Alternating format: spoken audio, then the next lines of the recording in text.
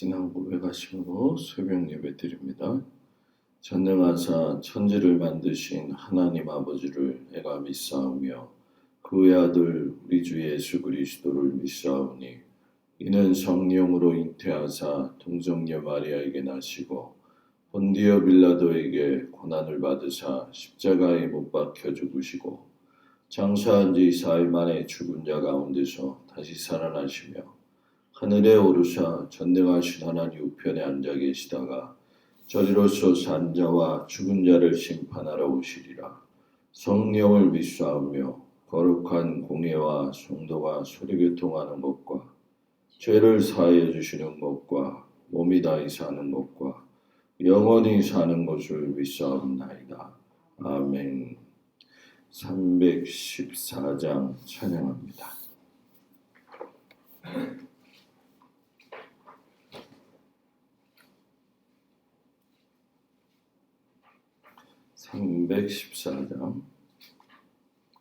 내 구주 예수를 더욱 사랑 엎드려 비는 말 들으소서.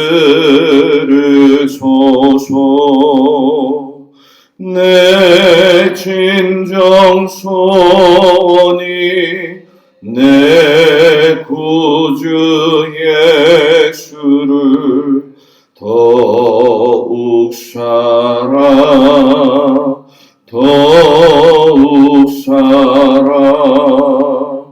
이전에 세상 나 기뻐서도 지금 내 기쁨은 오직 예수. 다만 내 비는 말 내 구주 예수를 더욱 사랑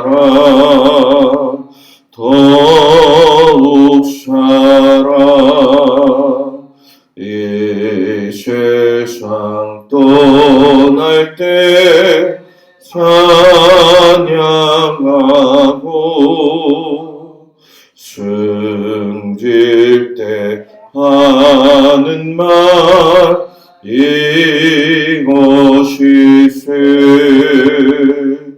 다만 내 비는 말 내 구주 예수를 더욱 사랑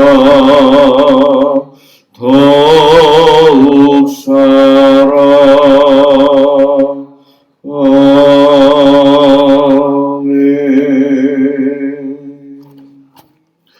하나님 말씀은 사사기 2장 1절에서 10절까지 말씀을 보도록 합니다.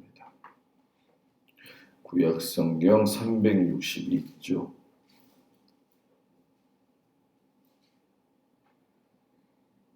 구약성경 362쪽 사사기 2장 1절부터 10절까지 말씀.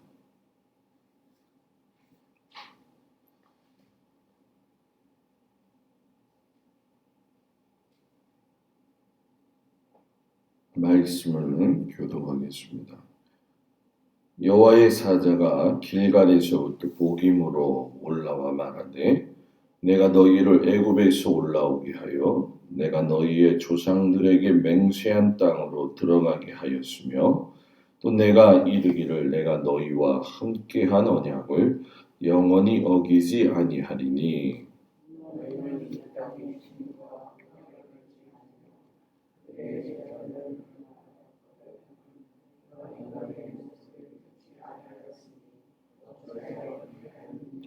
그러므로 내가 또 말하기를 내가 그들을 너희 앞에서 쫓아내지 아니하리니 그들이 너희 옆구리에 가시가 될 것이며 그들의 신들이 너희에게 올무가 되리라 하였노라.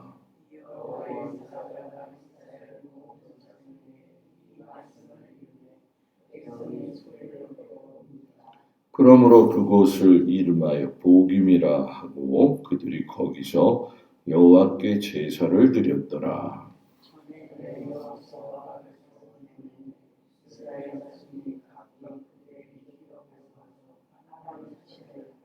백성이 여호수아가 산 날 동안과 여호수아 뒤에 생존한 장로들 곧 여호와께서 이스라엘을 위하여 행하신 모든 큰 일을 본 자들이 사는 날 동안에 여호와를 섬겼더라.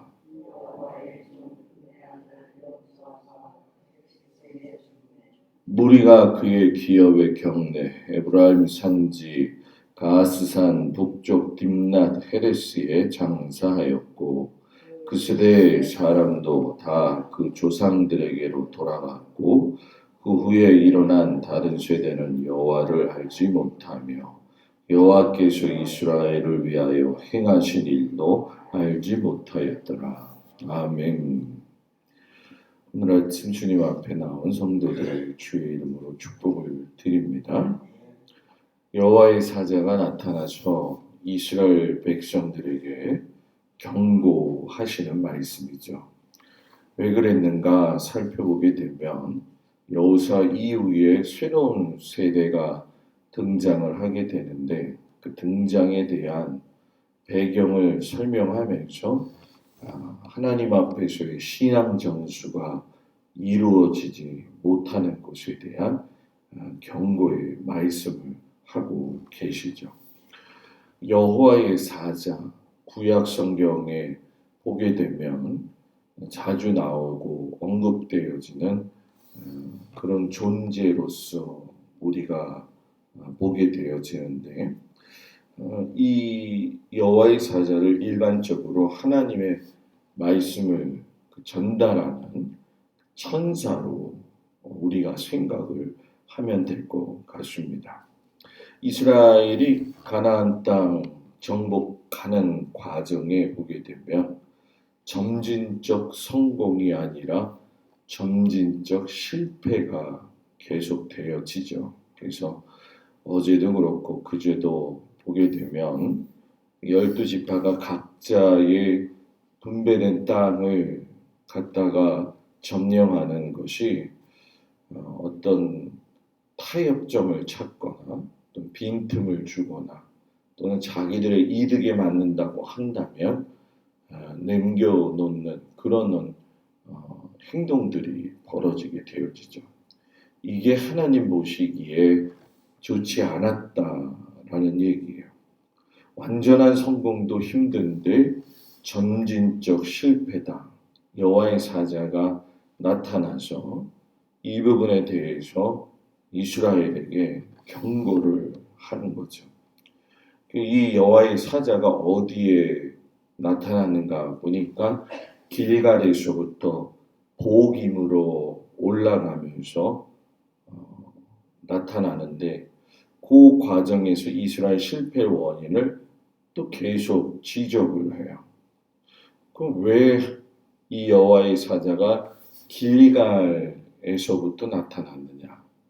하나님은 참으로 감사한 것이 예전 일을 기억하게 하시죠.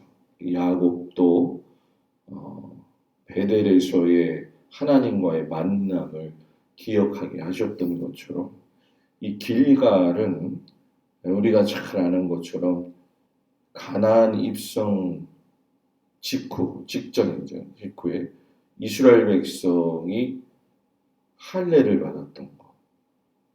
그러니까 바로 여호수아가 무장 해제를 했던 것이에요. 여러분 잘 아는 것처럼 할례는 고통이 많이 따르는 거잖아요. 그런데 목전 앞에 가나안 적군들을 놔두고 할례를 행했다는 건 와서 싸우면 싸울 힘도 없거니와 완전히 죽을 수밖에 없는 그런 상황이에요. 그런데 할례를 행했다는 거죠. 이건 무슨 뜻이냐면 이 싸움의 전쟁에 대한 승패는 우리에게 달려있는 게 아니라 하나님께 달려있다라고 하는 전적인 신뢰의 고백이죠. 그러니까 실패의 원인을 지적하는데 너희가 할례 받으면서 또 출애굽했었을 때의 유월절 의식을 행했던 걸 기억하면서 다시금 회복하기를 원하시는 하나님의 그런 마음이 담겨져 있는 거죠. 그들이 길가를 생각하면 하나님을 생각하고 우리는 하나님의 백성이다 라고 하는 분명한 정체성, 그걸 너희가 의식해야 되지 않느냐. 근데 이 지금은 뭐예요? 상실하지 않았느냐. 보라는 거죠. 내 구주 예수를 더욱 사랑. 이 찬송의 말씀처럼 더 사랑해야 되는데 그러지 못하고 있는 너희들의 모습. 모든 가나안 문화의 이방 신들을 완벽하게 버려야 될 것을 이야기하셨는데도 불구하고 오히려 동화되어져 가고 변질되어진 너희들의 모습을 한번 좀 뒤돌아봐야 되지 않느냐. 가나안 족속을 진멸하는 하나님의 명령을 따르지 않는 너희들의 모습을 봐라 하시면서 하나님의 말씀에 순종하는 것이 삶의 유익을 갖다 주는 것이다 라고 하는 것을 우리에게 말씀하면서 세상을 따라가면 실패의 원인이 되어진다. 너희가 이것을 기억하라. 이렇게 말씀을 하고 계시는 거죠. 이런 하나님에 대한 메시지, 이런 사인은 우리가 살면서 우리에게 적용되어지는 아주 중요한 말씀이죠. 우리가 신앙도 보게 되면 굴곡도 있고 그리고 어느 패턴에 가게 되면 자기 스스로가 나태해지는 그런 경우가 있어요. 늘 한결같으면 좋은데 사람이 그렇지를 못한 존재이기 때문에 요동칠 때도 있고 게으름을 피울 때도 있고 그때의 이 말씀을 생각해야 된다는 거죠. 너희가 나한테 그 약속했던 그때를 기억해라. 이거는 철저하게 하나님 의지한 백성의 삶을 더 강조하시는 거죠. 이것이 하나님 백성의 삶을 이어가는 명맥이다. 이렇게 말씀하셔요. 그러면서 그 이후에 이 신앙에 대한 부분을 더 나아가서 한 가지를 짚으시는데 그것이 무엇이냐면 여호수아가 죽은 것을 밝히셔요. 한 사람의 죽음을 밝히신다는 얘기는 그 한 사람이 하나님 앞에서 선이 되었든 악이 되었든 특별한 삶을 살았다는 거예요. 예를 들면 여호수아는 선이지만 이세벨이나 아합 같은 경우의 왕은 악이지 않아요? 늘 기억되는 존재로 나온단 말이에요. 이 여호수아는 가나안 정복 시대 이후의 정착 시대의 전환점에서 있었다는 사람이에요. 이 여호수아는 신실한 종으로서의 삶을 마감했잖아요. 그리고 그와 함께한 하나님의 백성도 하나님을 잘 섬겼던 걸 성경은 이야기하고 있어요. 그러면서 분명하게 언급한 게 뭐냐면 그러나 그 이후에 일어난 세대는 하나님과 그분의 역사를 알지 못했다. 이렇게 이야기해요. 내가 믿음 생활할 적에 참 중요한 게 뭐냐면 다 믿음 생활 잘하고 열심히 하는 거 중요한데 더 중요한 건 뭐냐? 부모 세대의 신앙 전수가 필요하다는 거죠. 이 부모 세대의 여호수아 시대, 그 부모 세대는 가장 단점이 뭐였냐면 자녀 세대들이 하나님을 아는 지식을 전수해 주지 못했다라는 얘기예요.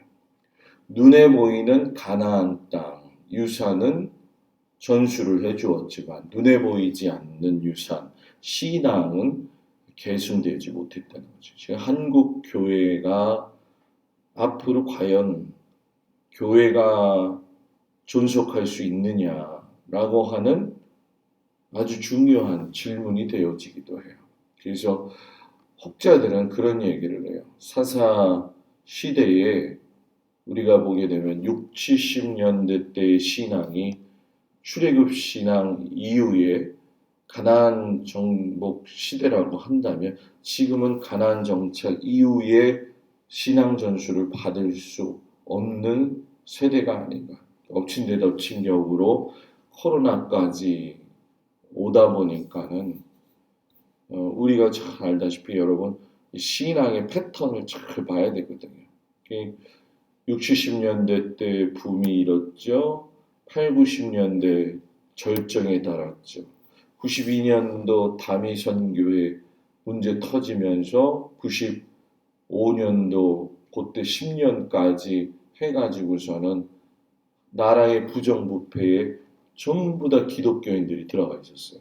그러면서 쇠퇴해지기 시작을 눈에 보이지 않는 것처럼 하다가 2010년 전부터 이후에는 급속하게 이제 쇠퇴가 되어져 가지고 가는 상황에서 아무리 큰 교회를 가도 청년부가 예전에 뭐 100명, 200명 이건 옛날 얘기예요.